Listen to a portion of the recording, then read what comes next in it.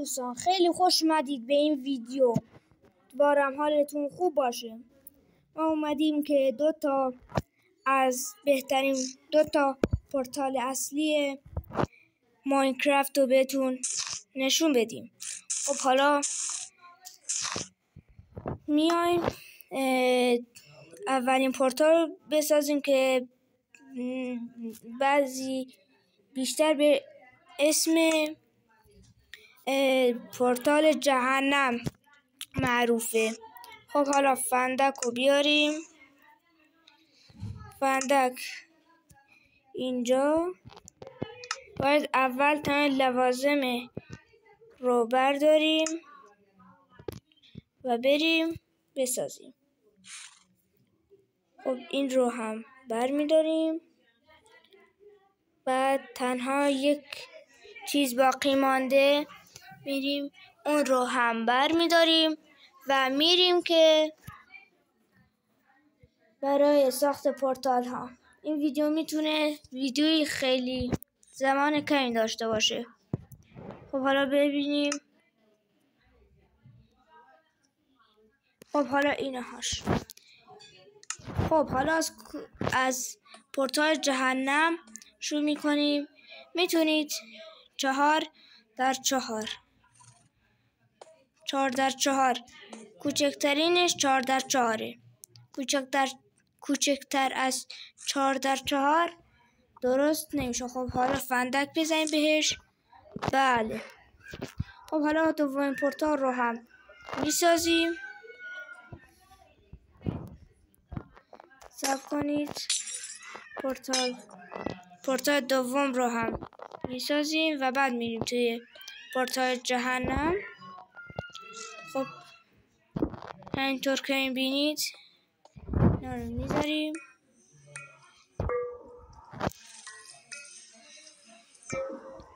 خب همینطور که میبینید اینا رو میذاریم و بله با یه صدای خشمگین پورتال اژدها رو هم ساختیم. خب حالا میریم توی جهنم ببینیم چطوره با صداهای وحشتناکی که داره. خب حالا منتظر میشیم که لود بشه.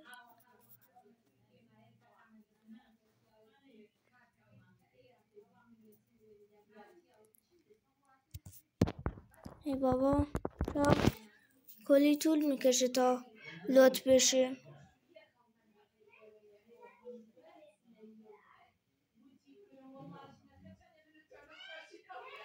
خب نمیدونم چرا پورتال رو نمیاره. فکر کنم گوشیم یکم لگ داره. بهتره نت رو روشن کنیم ببینیم با نت میاره، ولی ربط زیادی به نت نداره. خدا رو شکر با نت آورد. یا خدا هیچی معلوم نیست. داداشای گل میشه بگی اینجا کجاست؟ اصلا اینجا کجاست؟ یا خدا گوشیم لگ داره، معلوم نیست ما رو آورده کجا. یا خدا اینم از جهنم که بهتون گفته بودم. آقای روح رو هم که میبینید ملاحظه مینمایید.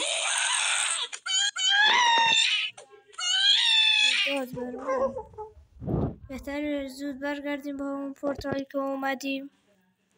برگردیم و پورتال اژدها تا زمان که اژدها رو نکشتید نمیتونید از پورتالش بیاید بیرون. خب حالا من میرم داخل پورتال و تا زمانی که اژدها رو نکشتید نمیتونید بیاید بیرون. خب من برای کشتنش وقت زیادی میخواد، ولی چند تا آموزش بهتون میدم که بتونید راحت‌تر اون رو